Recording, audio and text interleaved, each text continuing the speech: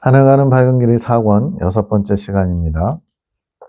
22년 6월 9일 꿈가에서 박 집사님 첫 번째 꿈입니다. 신학교에서 선물 주는 꿈. 신학교라고 알아지고 교실에 앉아있는데 그 당시 신학교 박 집사님 다니실 때 회장님 계셨어요. 여자 회장님.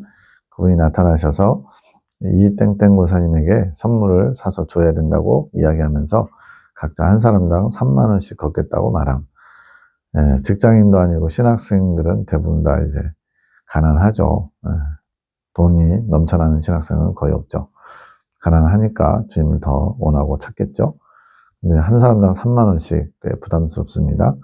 사람들이 다들 좋다고 하면서 3만 원씩 냄. 박 집사님이 이제 그 소리를 들으면서 한 사람당 3만 원이면 돈을 꽤 많이 모으는 건데 그렇게 좋은 선물을 해야 될 분인가 하는 생각이 뭔가 이렇게 기준점이 좀 안 맞죠. 남편과 내가 둘 다 내면 6만 원이나 내야 되는데 그것이 좀 옳지 않다고 생각이 그 정도로 큰 선물을 드려야 할까 이런 좀 기준에 안 맞는 거죠. 그러면서 내 눈앞에 선물을 주는 기준표, 이 사람은 이만큼 수고하고 애썼으니까 이 정도 선물은 받아야 돼, 뭐 이런 개념이죠. 이게 꿈이니까 지금 이렇게 나오죠. 실제적으로는 그런 거 없죠. 근데 그것이 신학교 규정처럼 보임. 내용을 보니까 신학교를 위해 더 많이 애쓴 사람에게 더 큰 선물이 가는 것. 물론 이제 수고하고 애쓴 사람에게 더 많이 좀 혜택을 주는 건 맞죠. 근데 이제 기준이 내가 생각한 기준보다 더 넘치는 거죠. 해석, 신학교 꿈은 뭔가요?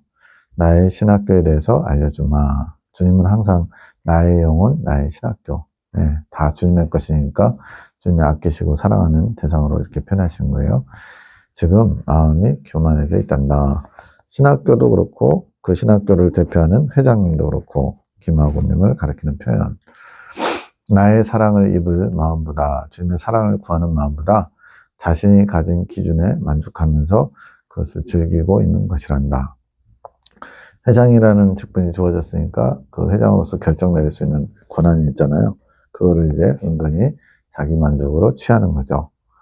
그것은 탐닉이란다. 그 영혼이 그렇구나. 그래서 그 예가 뭐냐면 선물을 주는 기준이 있는데 이 선물은 주님의 기준으로 줘야 한다는 거예요. 주님께서 기뻐하시는 기준. 그것이 주님 중심의 기준인데 그렇지 않고 사람 기준에, 자기 기준에 그런 걸 정해놓은 거죠. 그 선물이라고 하는 것은 마음의 선물이다. 여기서 마음의 선물은 뭐냐? 마음이 나로 충만해지는 선물. 즉 신학교에서 주님의 마음을 가르치고 주님을 아는 자로서 여러 가지 신학적인 걸 배우는데 지식, 교리 이런 것도 물론 기본적으로 필요하지만 더 중요한 것은 주님의 마음을 가르치는 거죠. 그래서 주님의 마음을 알 수 있도록 충만하도록 선물을 줘야 되죠. 그런데 더 열심을 내는 자는 더 많이 값지게 질과 양에서 충만하게 받는 것이지. 그런데 이것이 주님 기준이 아니라 그 기준을 임의로 생각하고 그것을 맞다고 여기면서 다른 이들에게 강요하는 것들이 많은 것이지. 즉 하나님 중심적이지 않은 인간적인 그런 기준으로 판단하고 평가하고 기준을 삼는다는 거죠. 그렇게 서로가 물드는 것이란다. 지금 다들 좋다고 하면서 호응을 했거든요. 3만 원씩 내라는 것에. 이렇게 어떤 하나님 중심적이지 않은 기준을 옳은 것이냐 다들 이렇게 서로 물든다는 거죠. 나의 기준에 자신의 기준을 넣는 자란다. 주님의 기준에다가 자신의 기준을 넣는다. 섞이는 거죠. 주님의 것은 순결하고 깨끗하고 좋은 것인데 거기에 인간적인 것을 섞어서 주님의 뜻인 양 생각하는 거죠. 그러면 영혼이 퇴색된다. 정확한 밝은 빛을 퇴색시키게 되는 것이지. 즉 표면적으로는 주님의 뜻을 이룬 것처럼 보일 수 있어요. 그런데 더 중요한 밝은 빛, 주님께서 원하신 게 뭔지를 잘 모르면서 내가 세운 기준으로 그것을 함부로 평가하고 해석하면서 이게 주님의 뜻입니다 라고 나타내는 것과 같죠.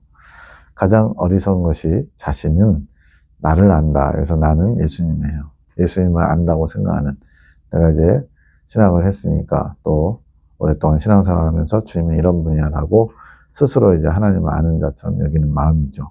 그게 어리석은 거래요. 그 마음으로 행하고 다른 이들을 동욕해 따라오게 만드는 거죠. 그것이 어리석은 모습이래요. 그러면 모두가 우매해지는 것이다. 그래서 고인물은 썩는다는 표현이 거기서 나오는 거죠. 고여 있다 보면은 점점 거기서 안 좋은 것들이 점점 자리를 잡아갈 때 그것을 당연하게 여기는 그런 풍토가 조성되겠죠. 영민하다는 것은 나를 위해 지혜롭고 민첩한 것이다. 그것이 깨어서 나를 주시하는 자세지. 주님께서 뭘 원하시는지, 어떻게 이끌기 원하시는지를 잘 알아채는 것, 이것이 영민한 거라는 거예요. 영민함은 깨어서 예수님을 주목하고 주시하는 자세고, 민첩이라는 것은 그러한 주님의 뜻에 행동하는 준비까지 갖춘 태세. 영민보다 민첩이 더 한 발음 나아간 거죠. 실천할 수 있는 준비까지 마친 거. 안다고 준비되는 게 아니라 나의 명령이 있다면 바로 움직일 준비까지 갖추고 있는 것. 그것이 군사의 자세 아니더냐. 그러니까 지금 여기서 말하고자 하시는 것은 주님께서 뭘 원하시는지 깨어 주시하는 자세. 근데 이제 나는 좀 알아. 주님은 이런 분이야. 라고 내가 만든 틀 안에서 주님을 바라보고 거기에 이제 내 생각과 사상을 섞어가지고 주님의 뜻을 곡해하고 나중심적으로 이걸 판단하고 이끌어가려고 하는 거죠. 이게 우상이 아니면 뭐겠어요? 주님이 원하시는 것은 주님께서 뭘 원하실까 늘 내 생각, 내 뜻을 내려놓고 주님의 뜻에 나를 맞춰가는 거죠. 그리고 주님이 원하시면 언제든지 순종하는 자세. 이게 군자의 자세라고 말씀합니다. 저는 그 선물값이 왜 부담스러웠을까요? 3만 원씩 내라는 거예요. 여기서는 이 3만 원이라는 액수 그 자체가 문제가 아니라 그에 담겨있는 어떤 숨은 의미가 더 중요한 거예요. 누군가에게 선물을 주는 통로로 각자가 역할을 할 수 있단다. 주님의 마음을 아는 그것이 선물이라고 했는데 주님의 마음을 알려주는 통로로 쓰임받는 거죠. 가장 대표적인 게 이제 중재자. 주님의 마음을 알아 주님의 마음을 전달하는 자. 이게 제일 좋은 거죠.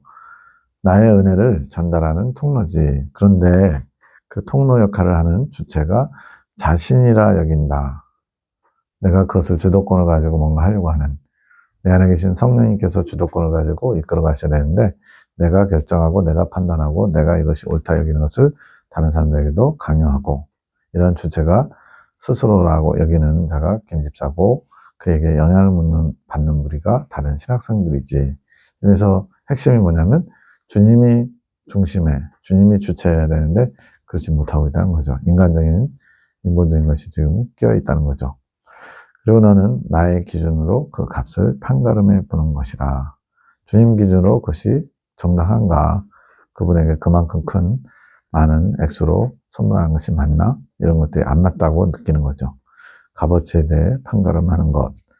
그리고 그 행동이 기준보다 과하다고 느끼는 것이지. 어쩌면은 이제 사람 보기에는 그분이 대단한 일, 큰 일을 했으니까 이 정도 선물을 받는 게 맞다라고 이렇게 책정했는데 주님 관점에서는 그렇지 않다는 거죠.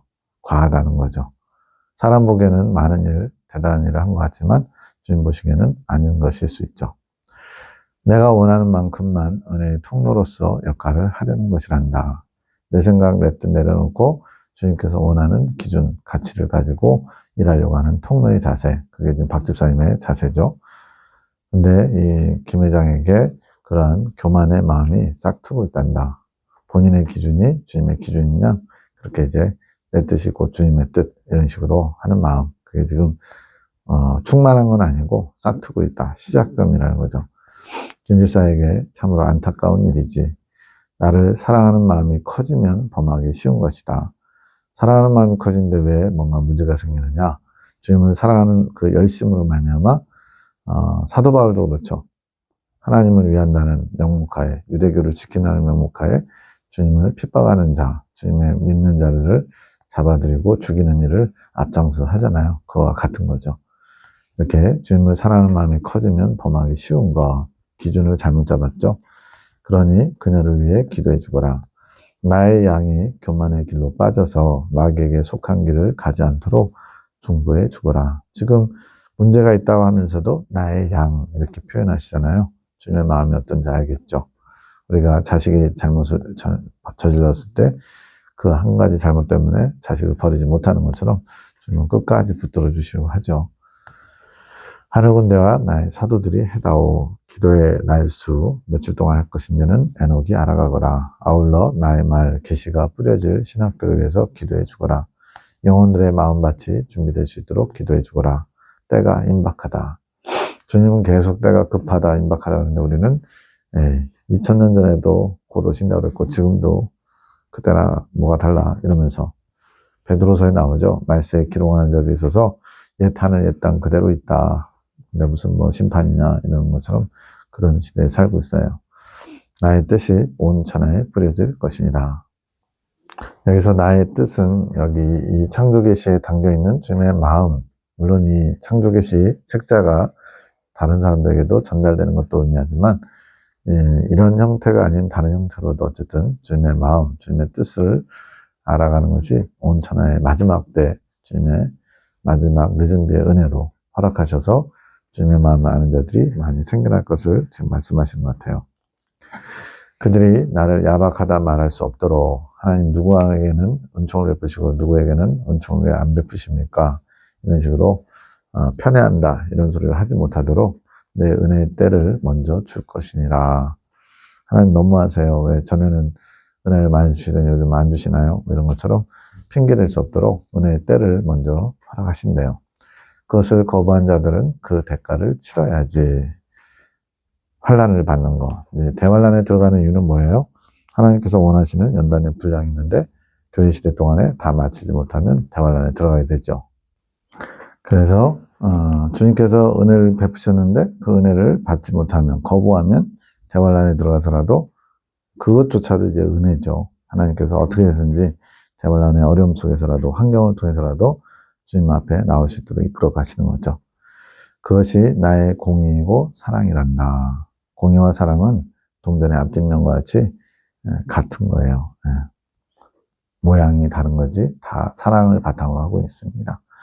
너희가 내 사랑의 통로요 공의의 통로가 되어야 한다. 그러기 위해서는 무엇보다 겸손해야 된다. 내 뜻이 없어야 된다는 거죠. 주님의 뜻만을 받아야 된다는 거예요. 사람을 향한 겸손이 아니라 나를 향한 겸손의 자세로 무장해야 하노라. 주님의 뜻을 온전히 받을 수 있는 상태. 교만한 자는 나를 보기 어렵노라. 예수님을 보기 어렵다는 것은 주님의 뜻을 받을 수도 없고 마음을 알 수도 없고 주님과 가까워질 수도 없다는 거죠.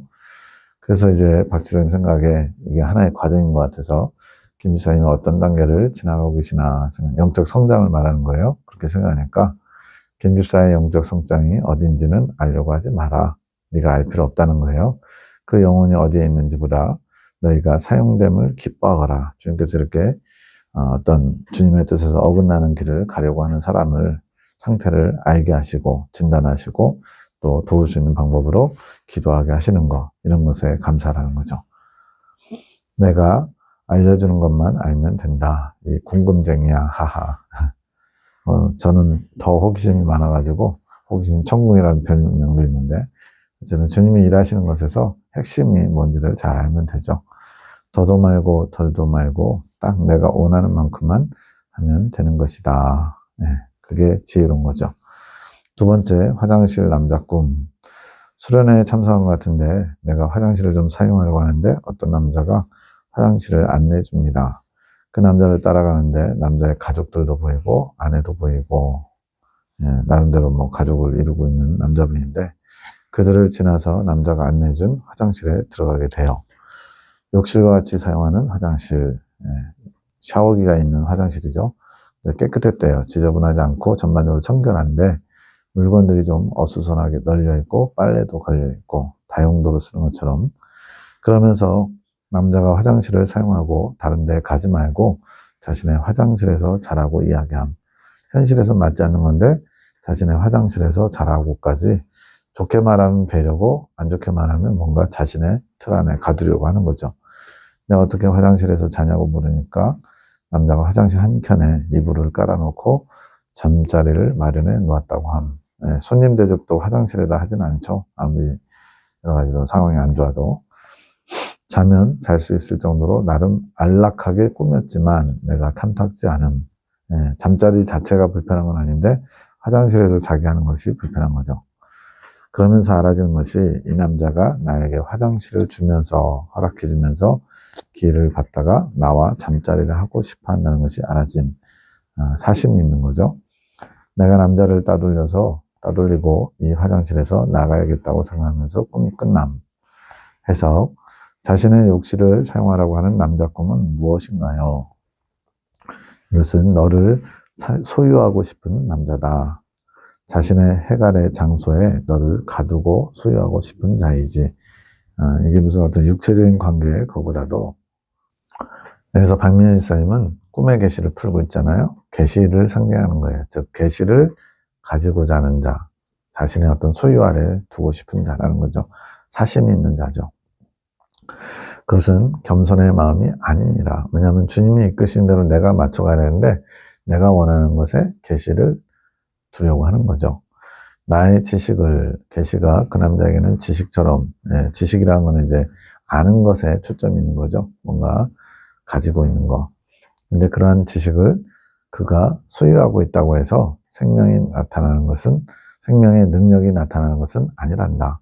바꿔 말하면 이제 우리가 핵심 진리, 성경의 핵심 진리를 알고 있기 때문에 마지막 때 하나님이 이끌어 가시는 여러 가지 미래 예언적인 것도 알고 있고요. 또 무엇을 주님이 원하시는지도 잘 알죠. 근데 이제 그렇게 많이 안다고 또는 그것을 증거하는 자라고 해서 핵심 진리대로 살거나 그 밝은 빛, 그것을 내가 소유한다, 이렇게 생각하면 안 되는 거죠. 그건 오히려 잘못된 거죠. 그 지식을 소유했다고 해서 생명의 능력이 나타나는 건 아니다.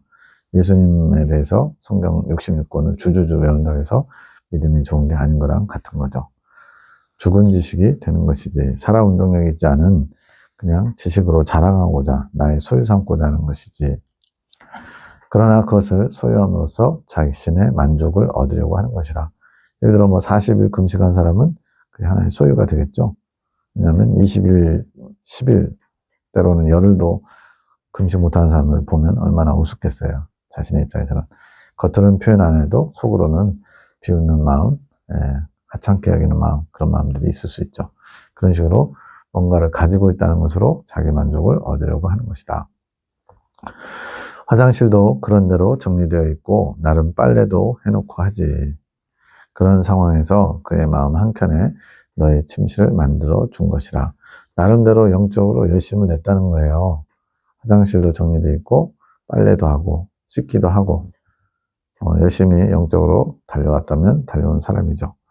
그런데 온전히 안락하기에는 애매한 장소, 화장실을 아무리 자꾸면도 화장실은 화장실이죠. 그런 장소에 너를 두고 안락하다고 하면서 내가 머물기를 원하지. 그러고는 너와 연합하고 싶어한다. 함께 자려고 하는 것이 연합한다. 여기서 박민희 쌤은 계시, 말씀을 상징한다 그랬어요. 내가 그것이 알아진 것이다. 그렇다. 나의 계시가 그렇게 각자의 마음 안에서 자기의 소유로 있게 되면 신방, 침소죠. 침소를 이상한 곳에 만들려고 하는 것이다. 여기서 핵심은 주님의 계시를 주님의 말씀으로 받아서 그 말씀이 나를 이끌어가고 변화시켜야 되는데 그 계시를 하나의 소유물처럼 본인이 원하는 방식으로 받아들이고 해석하고 또 그것을 소유로 삼고 이렇게 하려고 하는 거예요. 그러면 이제 주님께서 원하시는 말씀과 내가 하나 되는, 신랑과 어린 양 신랑과 내가 침소를 만드는 그런 은밀한 장소가 아니라 엉뚱한 곳에, 주님이 원치 않는 곳에 신방을 차리는 것처럼 철저하게 이제 하나님 중심적이 아니라 자기 중심적인 그런 장소를 만들게 되는 거죠.